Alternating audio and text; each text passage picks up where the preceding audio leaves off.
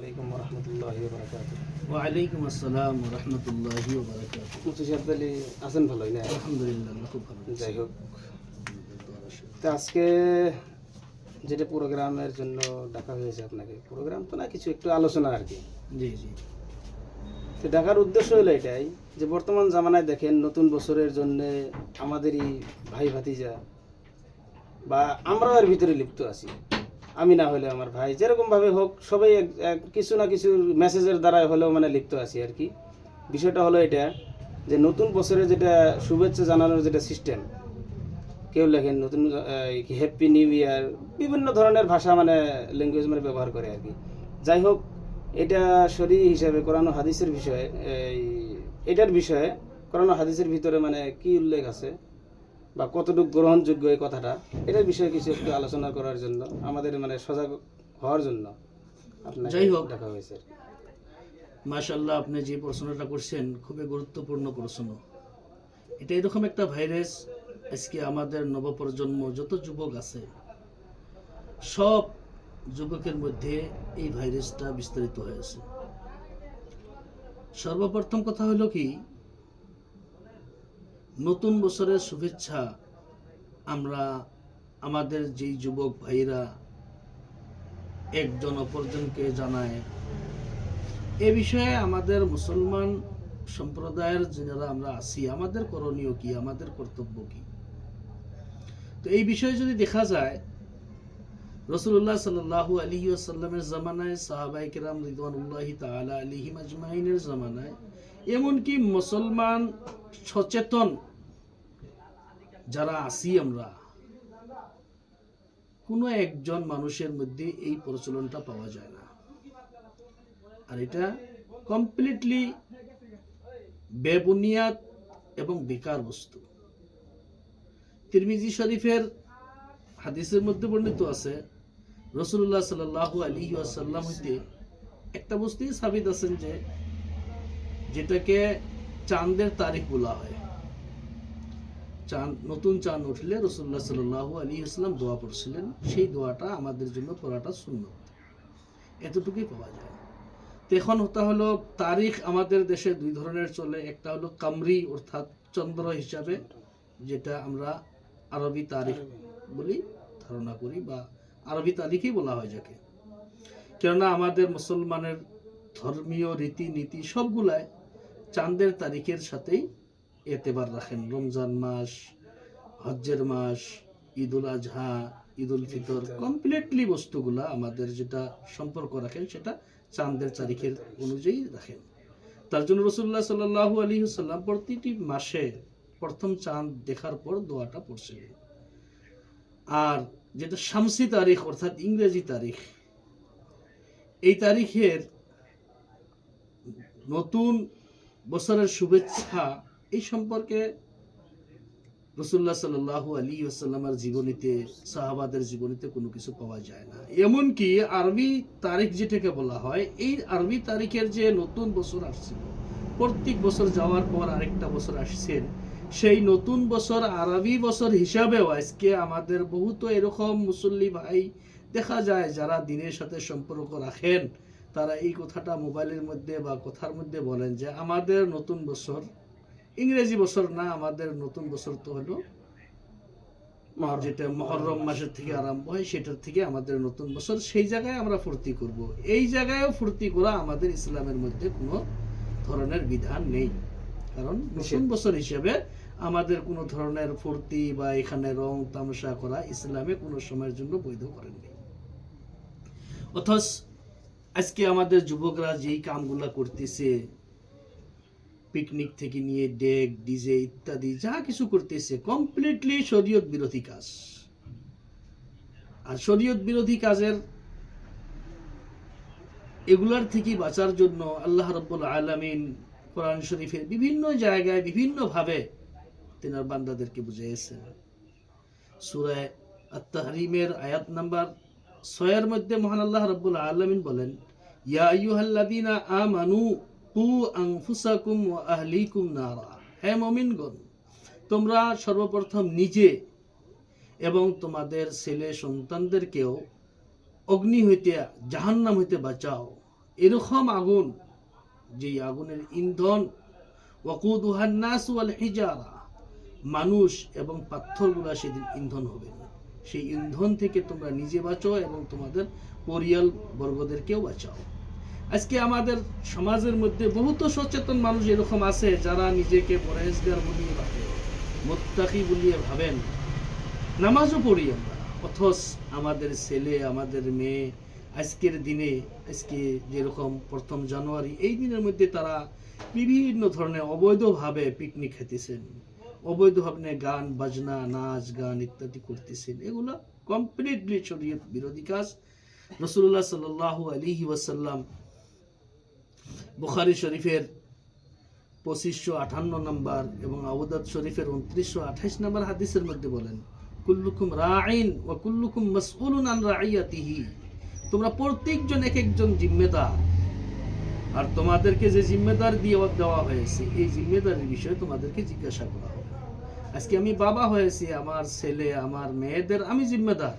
আমার ছেলে আমার মেয়ে কোন কাজ করতেছে, কিভাবে চলতেছে, কিভাবে ঘোরাফেরা করতেছে, এমনকি আমার ছেলে বা আমার মেয়ে যে অ্যান্ড্রয়েড মোবাইলটা ব্যবহার করতেছে সেই মোবাইলে কি কি ব্যবহার করতেছে, আমি একজন মুরব্বী, আমি একজন গার্জিয়ান হওয়ার জন্য আমার কর্তব্য সেই মোবাইলটাকে চেকে রাখা, নজরে রাখা, আমার ছেলেটা কিভাবে ইউজ করতেছে, মোবাইলের ইউজ কিভাবে হতেছে সেটাও আমার কর্তব্য, আমি গার্জিয়ান হওয়ার জন্য সেটা চেক করা মাঝে মাঝে। কারণ আমরা যদি এগুলা না করি, আমাদের ছেলে বা আমাদের মেয়েদেরকে ধ্যান না দিই, কিয়ামতের দিন আল্লাহ রাব্বুল আলামিন আমাদেরকে জবাবদিহি করবেন। এটা তো 1 নম্বর কথা, জবাবদিহি হতেই হবে। 2 নম্বর কথা হলো কি, রাসূলুল্লাহ সাল্লাল্লাহু আলাইহি ওয়াসাল্লাম মুসলিম শরীফের 177 নম্বর হাদিসের মধ্যে যেই ঘটনাটা করছেন, মান রাআ মিনকুম মুনকারান, তোমাদের মধ্যে হতে যে কোনো মানুষ, এনি মানুষ, যে কোনো সময় যদি কোনো খারাপ কাজ করা দেখতেছেন যে প্রকাশ্যভাবে কোনো একজন মানুষ খারাপ কাজ করতেছে, তার জন্য জরুরি হয়ে যায় ফালিয়ুগাইয়ির বিয়াদিহি, সেজন্য নিজের হাতের দ্বারায়, নিজের শক্তির দ্বারায় সেই কাজটাকে বন্ধ করিয়ে দেয়। এবার যদি সেভাবে না, আমার এই জায়গায় নিজের হাতের দ্বারাই এই কাজটা বন্ধ করে দিলে অন্য একটা ফিতনা হতে পারে, সম্ভব না তার জন্য। তো রাসূলুল্লাহ সাল্লাল্লাহু আলাইহি ওয়াসাল্লাম 2য় অপশন রাখছেন, ফাইল্লাম ইয়াস্তাতি' ফাবিলিসানিহি, তখন সে তার নিজের মুখের দ্বারায়, কথার দ্বারায় সেই কাজটাকে বন্ধ করিয়ে দিবেন। এবার এরকমও পরিস্থিতি দেখা যায়, কোনো জায়গায় যদি মুখ খোলা হয় সেই জায়গায় মানুষগুলো অপমান করতে পারে, নাও শুনতে পারে, তখন রাসূলুল্লাহ সাল্লাল্লাহু আলাইহি ওয়াসাল্লাম 3য় অপশন রাখছেন কি, ফাইল্লাম ইয়াস্তাতি ফাবিকলবিহি, তখন নিজের অন্তরের দ্বারায় সেই কাজটাকে ঘৃণা করতে হবে। আর বলছেন কি, ওয়াদালিকা আযআফুল ঈমান, এটা ঈমানের একেবারে নিম্ন স্তর, অর্থাৎ এর চেয়ে যদি এতটুকু একজন মুসলমানের অন্তরের মধ্যে সেন্স পয়দা না হয়। আমার চোখের সামনে আমাদের সমাজের যুবক যেগুলো আছে তারা পিকনিক খেতেছে, অবৈধভাবে নাচানাচি করতেছে, ডিজে বাজাইতেছে, ডেক বাজাইতেছে, এই কাজগুলোর প্রতি যদি আমার অন্তরের মধ্যে ঘৃণা পয়দা না হয়, অন্তরের মধ্যে এগুলোর যদি ঘৃণা পয়দা না হয়, তো রাসূলুল্লাহ সাল্লাল্লাহু আলাইহি ওয়াসাল্লাম বলেছেন ওই মানুষটার ভিতরে ঈমান থাকতে পারে না, সে ঈমানদার হতে পারে না। কতটুকু ভয়ঙ্কর কথা। কিন্তু আজকে দেখতেছি আমাদের প্রত্যেকটা সমাজে, প্রত্যেকটা গ্রামে কোনো পরোয়া ছাড়া এক এক গ্রামে 3, 4, 5 জায়গায় এরকম ভাবে তারা অবৈধভাবে এই কাজগুলো করতেছেন। আর ওই কাজের মধ্যে সারা রাত আমাদের যুবকরা ওই জায়গায় জুয়াও খেলতেছেন, মদ ভাঙ ইত্যাদি এগুলা নেশা করতেছেন। করার পরও আজকে আমাদের সমাজের থেকে সেগুলোর বিরুদ্ধে কোনো ধরনের ব্যবস্থা নেওয়া হয় না, কোনো ধরনের কথাও বলা হয় না। এটা আফসোসের বিষয়। আজকে আমাদের সমাজ, যেটা সমাজ ব্যবস্থা, এটা কোন জায়গায়, আমরা কি করতেছি এর বিষয়ে, এর বিরুদ্ধে। 3য় নম্বর কথা, এই কাজগুলা কমপ্লিটলি আমাদের দেশের অন্য অন্য ধর্মের ভাইরা যারা আছে তাদের তরিকা। এগুলা আমাদের মুসলমান কোনো সময়ে আমাদের মুসলমানের শরীয়তে কোনো ধরনের আশ্রয় দেয় না।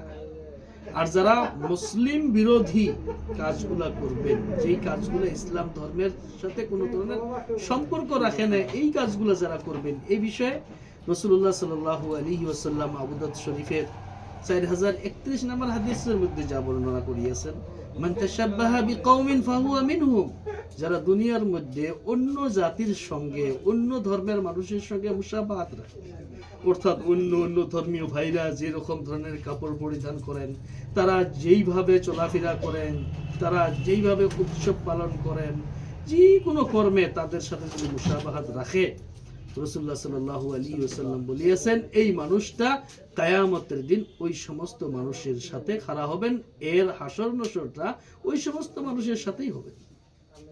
আজকে আমরা মুসলমানের ঘরে জন্ম নেওয়ার পরে আমাদের হাসর নসর যদি একজন গায়র মুসলিমের সাথে হয়, আবু জেহেল, ফিরাউন, নমরুদ, হামানের সাথে হয়, তাহলে আমাদের স্থানটা কোন জায়গায় হবে? আমরা কি ভাবিয়ে দেখছি?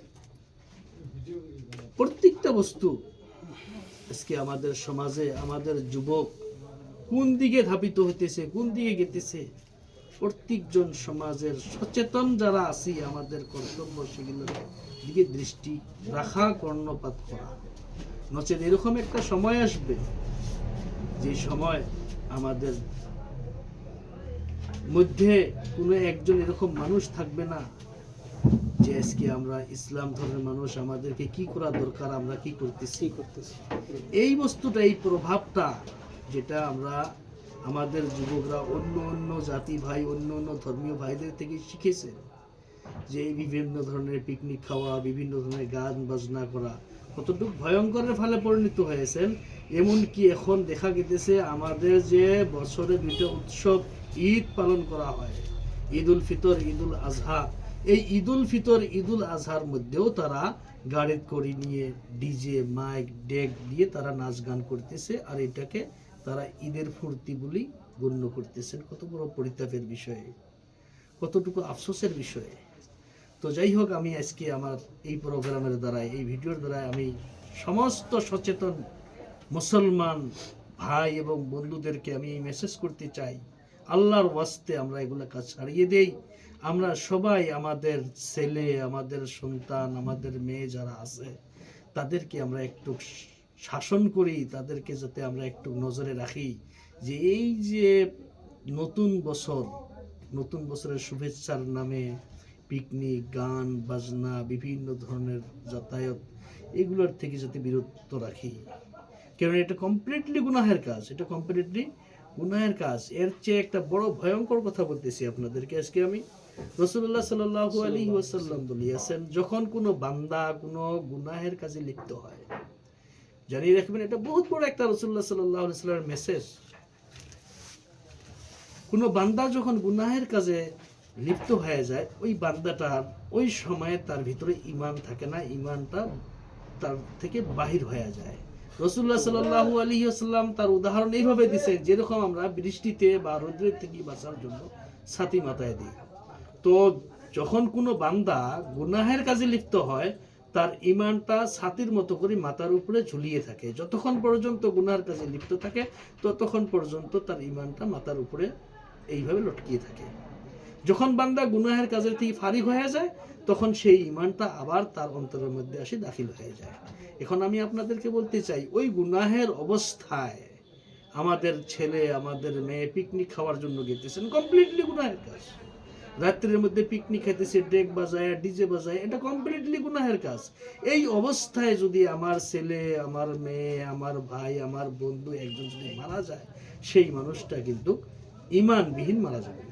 কারণ রাসূলুল্লাহ সাল্লাল্লাহু আলাইহি ওয়াসাল্লাম বলেছেন, গুনাহ করা অবস্থায় গুনাহ আর ঈমান দুটোটা একে পাত্রে থাকতে পারে না। গুনাহ করা অবস্থায় সেই ঈমানটা থাকে না, আর ওই অবস্থায় যদি মারা যায় সেই মানুষটা বিনা হিসেবে জাহান্নামে চলে যাবে। তো যাই হোক, আমরা এই কথাটুকুর প্রতি যদি আমল করার থাকে ইনশাল্লাহ আমরা আমল করব। আর খাস করে এই যে গায়ের তরিকা, অন্য অন্য জাতি ধর্মের ভাইয়ের যাদের তরিকা আছে তারা করতে পারে, তাদের কথা আলাদাটা, তাদের আলাদা। আমার বিষয়ে আমাদের কথা, আমার ইসলামে কি বলতেছেন, মুসলমানের জন্য কি করা কর্তব্য, সেগুলো নিয়ে আমাদেরকে চলতে হবে। যাই হোক, আমি এতটুকু বলি আজকের আলোচনা সমাপ্ত করছি। আল্লাহ রাব্বুল আলামিন যেন আমাদের সবাইকে শোনার চেয়ে বেশি করে আমল করার তৌফিক দান করেন। ওয়া আখিরু দাওয়ানা আলহামদুলিল্লাহি রাব্বিল আলামিন। যাই হোক, মুফতি সাহেব বহুত সুন্দর সুন্দর কথা বললেন, আমরা ইনশাল্লাহ সবাই আমল করব। আর কথা হলো যে তাহলে মুফতি সাহেব, যেটা আপনার কথায় বোঝা গেল যে আমরা যেরকম নিজে নিজে ভাবি যে আমি এই বাড়ির গার্জিয়ান বা আমি এই সমাজের গার্জিয়ান বা দেওয়ানি বা মুরব্বি যেটাই বলি না কেন, তাহলে এই বাচ্চারা যেরকমভাবে মানে কাজ করতেছে, ওর জিম্মে এই সমাজের যদি দায়িত্ব আমার উপরে আছে, তাহলে তো ওদের যদি গুনার যেটা ভাগি সেটাও তো আমি পাবো। কমপ্লিটলি নিতে হবে। এক কত নম্বরে ভয়ঙ্কর কথা ওই বলা। ছেলেটা, যেই যুবক, যেই ছেলে মেয়ে এই কাজগুলো করতেছে, তাদের মুরব্বীকে নিতে হবে। মুরব্বীর পরে যে সমাজের মুরব্বী আছে, সমাজের দেওয়ানি মাতব্বর আছে, তাদেরকেও এর গুণা নিতে হবে। কারণ সমাজের একজনকে মুরব্বী বানানো হয়, এমনই বানা হয় না। তার সমাজের মধ্যে অনেকটা পাওয়ার থাকে, অনেকটা অধিকার থাকে তার সমাজটাকে, তাকে সঠিকভাবে পরিচালনা করার। যাই হোক, বহুত সুন্দর সুন্দর কথা বললেন মুফতি সাহেব। তে আমরা আপনাদেরকে সবাইকে বলি যে এর ভিতরে যা কিছু আপনারা পাইলেন আমল করার জন্য, ইনশাল্লাহ আমরা সবাই আমল করব। আর আপনারা যারা দেখতেছেন ভিডিওটা, ইনশাল্লাহ আমরা আশা রাখি যে মাঝে মাঝেই এরকমভাবে দিনই কিছু আলোচনা আমরা করব, এরকমভাবে প্রোগ্রাম আপনাদেরকে আগবাড়াইতে থাকবো ইনশাআল্লাহ। এই বলিয়ে আমি ভিডিও শেষ করছি। ওয়া আখিরু দাওয়ানা আলহামদুলিল্লাহি রাব্বিল আলামিন।